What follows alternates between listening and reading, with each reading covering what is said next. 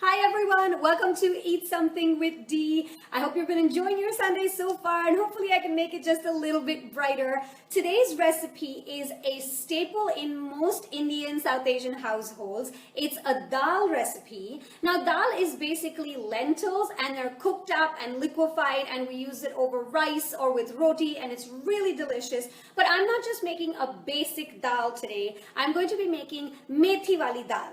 Now methi means spinach and so we're going to be making lentils with spinach, and like I said, it tastes really great with rice or rotis or parathas or whatever you want to eat it with. Naans is another option. We're gonna get to that. Let's start with the recipe and then we'll talk about all the options. I'm going to show you my ingredients and we'll get started right away. Okay, let's go. Let's move you over here. Alrighty. So let me show you. I think that's done it. Okay, so we're gonna start off with our dal. Now this is what it looks like uncooked. This is tur dal, if you're familiar with the Indian words for the various dals. If not, these are split pigeon peas. I actually had to look that up because I could not find the English translation for tur dal. This is split pigeon peas. Now you can use all sorts of different dals as long as you make sure that you cook them down right. And the way to cook it down is you take 1 cup of your tur dal and put in 2 cups of water in a pressure cooker, add about a teaspoon of salt, a teaspoon of turmeric, and then just pressure cook it. Now, if you're familiar with pressure cookers, it's 2 whistles on high, 2 whistles on medium, and you're done. And what you land up with is a nice liquid dal like this.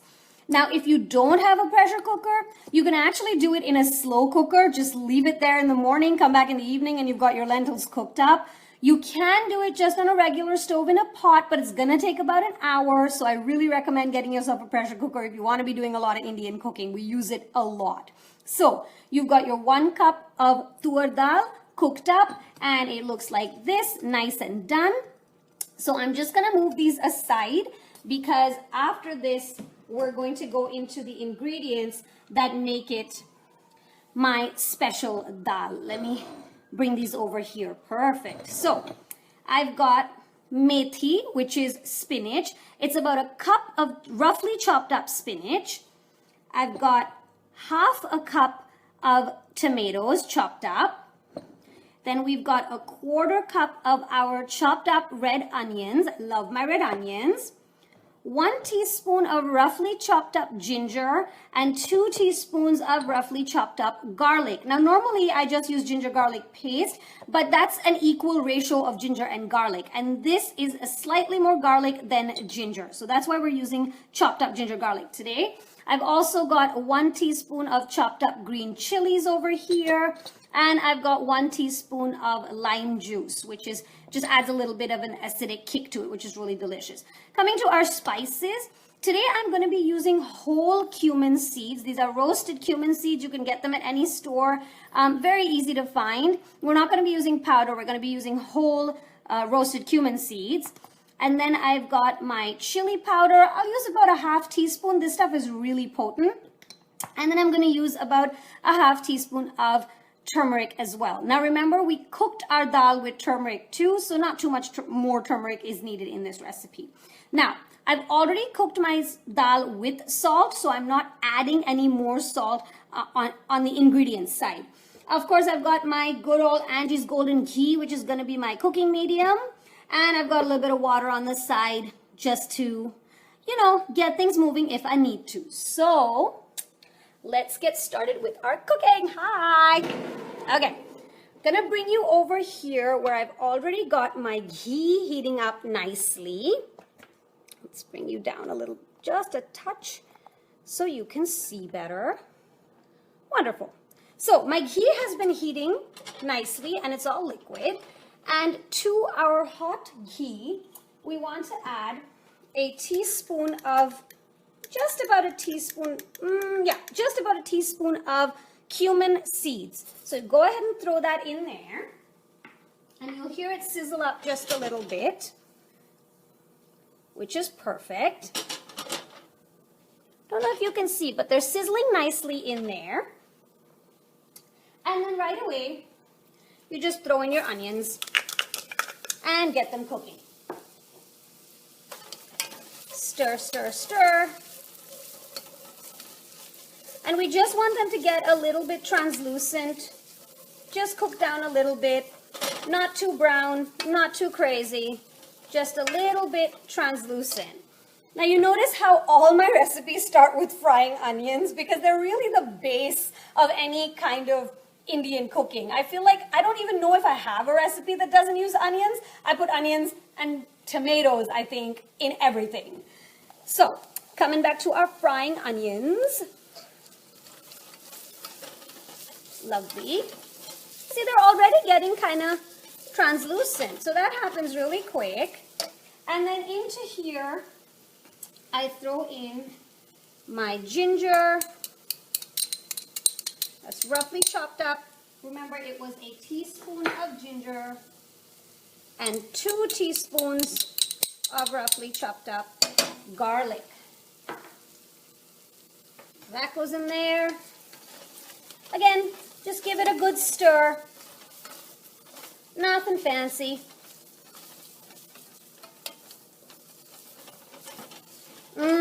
And as usual, I wish you guys were here to smell this delicious, delicious flavor. I absolutely love the smell of onions and ginger and garlic cooking. And like I said, if they made it a scent, I would buy it. So while it's cooking, let's throw in our just a half a teaspoon of turmeric powder and just a half a teaspoon of chili powder. This isn't a very spicy recipe. Dals, at least this dal is not super spicy. There are spicier versions of dal. We're not making that today. So, get that cooking in there. Love it. And so you see that the onions are taking on the color of the turmeric and the chili powder. Nice. Not too much fat in this recipe too. I had about 2 teaspoons or so of ghee in there. And that's really all you need. You just need a little bit of something to get it cooking. You don't really need to dredge this in oil. I'm not a big fan of the super oily or fatty Indian cooking. I really prefer to use as little oil as possible. It's the way my mom cooks and it's the way we grew up. And a lot of people ask me, like, you know, how do you maintain sort of the flavor without all the fat? Trust me, you don't need a lot of fat to add all that flavor. Ghee is my favorite cooking fat, and ghee is really flavorful by itself. So just 2 teaspoons and you're good. So now that's cooking up nicely. And then we just toss in our chilies.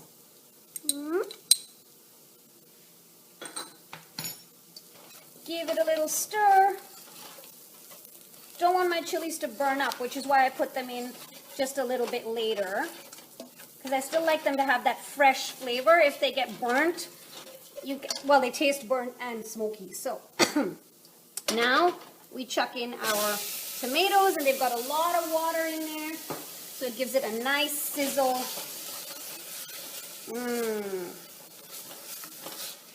For those of you who are familiar with Indian cooking, this is very similar to a basic dal fry recipe. We add all these lovely things and then we chuck in our dal at the end. So I want my onions and tomatoes and everything to be friends. In fact, I want to marry them together. I want to go beyond friendship. I want them to have a really nice, solid relationship. So we're going to stir these in and we're going to let them cook down a little bit.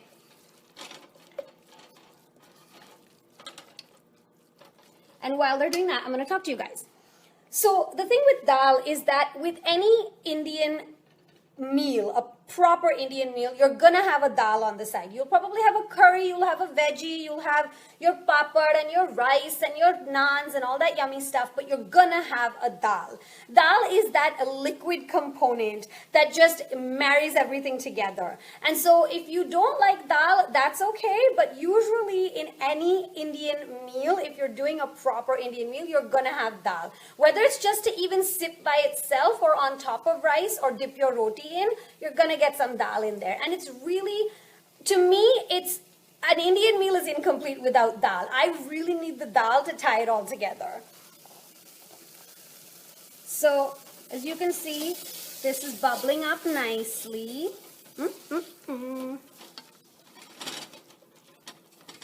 Pretty, pretty. And I'm doing this, I'm kind of like poking it around because I want to make sure that my tomatoes have like melted down. And they have quite nicely. So after that, I'm just going to throw in my spinach. And that was a cup of roughly chopped up spinach. I actually use baby spinach because I find whole regular spinach to be slightly bitter. And that's okay. A lot of people love that bitter taste. I prefer, at least in my dal, to use baby spinach because it's not as bitter as regular spinach. So just a quick stir. Spinach is wilts down really, really fast, cooks down really fast, wilts in there. No worries. Very, very quick, very, very easy. And there you go. And that's all of your sort of stuff that's going to go into your dal. Already nice and cooked down. And then I bring over my cooked dal. Now the thing with dal, you'll notice when I'm putting this in, it's going to be lumpy. And the reason it's lumpy is it tends, as it cools, dal tends to, what is the word I'm looking for? Lumpify? Thicken. Thicken is the word I'm looking for. It tends to thicken as it sits. So you add your dal in, but obviously this is not the consistency you're looking for. You don't want a paste. You want a nice gravy-like liquid. So you mix it in there.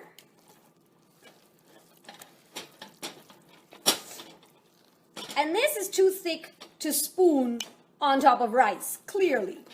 So that's why I always have a cup of water by me. And I'm just going to drizzle in about a quarter cup or so, just to liquefy and bring my dal down to a consistency where I can nicely spoon it over rice.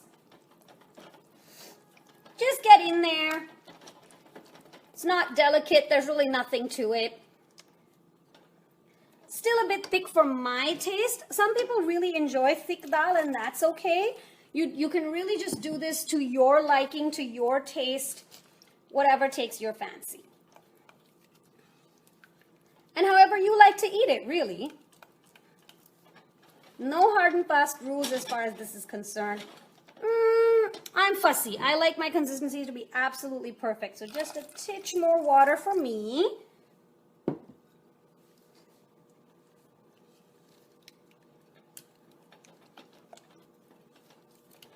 Give that a good stir. You know what I love is how the colors come together. You got little bright bits of spinach in there, little bright bits of tomato in there, and your gorgeous sunny, sunshine yellow tur dal, which just makes me happy.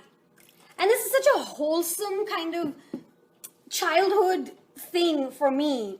Because dal is just, like I said, it's just such a staple, essential part of an Indian meal. Now I've got it to a consistency that I enjoy. So the last thing to go in, remember our lime juice? 1 teaspoon of lime juice just to add a little acidic kick. And that's your dal. That's really all there is to it. This didn't take very long.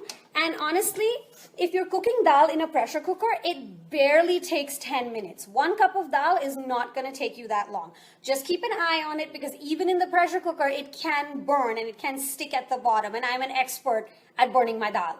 So just keep an eye on it. Don't let it go. Don't leave it there and go for a shower or something. And I'm totally not speaking from personal experience there.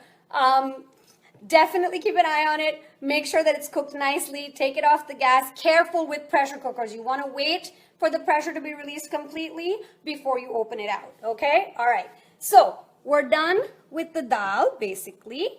Now I'm going to bring you over and show you how we eat it.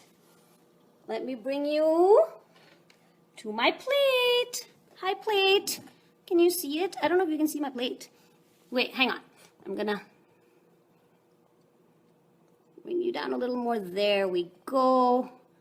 There we go. So I've got my basmati rice here, of course. I've got my papad on the side. I love papad. If you don't know what papad is, look it up. Papadams, they're these little crispy little things that we serve with most Indian meals. Absolutely love it. I'm gonna bring over my piping hot dal and just spoon it over my rice. I make a little divot in my rice, if you noticed, because I like the dal to pool in the middle. Ah, so pretty, so delicious. Get some of that spinach on there. Beautiful. And then for garnish, I just chop up a little extra kind of slices of ginger just on there. Pretty. And maybe a few green chilies just to make it look gorgeous. And there you have it, your basic methi wali dal with rice. Dal and chawal. Chawal is rice. Dal chawal is such a fantastically basic Indian meal. We grew up on dal chawal. My siblings and I, fairly fussy eaters, but we would always eat dal chawal. So my mom's philosophy was, well, at least they're eating something. Dal has a lot of protein in it. Rice, yes, I know some people say it's starchy and fatty, but you know, I'm quite okay with that, and we all grew up eating rice. So rice and dal, at least it's a basic, somewhat nutritious meal. So my mom was pretty okay if we just had rice and dal non-stop. And trust me, when you make your dal like this, you want to be eating it all the time. I do anyway. I can eat dal rice non-stop. I am super Indian. All right, so let me show you one last time. My dal and rice with papad on the side. God, I can't wait to get into this because I actually haven't eaten all day because I am just that fantastic and I forget to eat all the time. Even though, which is such a weird thing because I cook all the time and I forget to eat my own food. Here we go. Basic dal and rice with a not so basic dal. It's methi wali dal. Dal fry methi wali dal. Does that make sense? All right. Thank you so much for joining and thank you for tuning in. I hope you make this at home for your family, enjoy it with your friends, and enjoy the rest of your Sunday. Thanks so much for tuning in. I'll see you next week. Bye.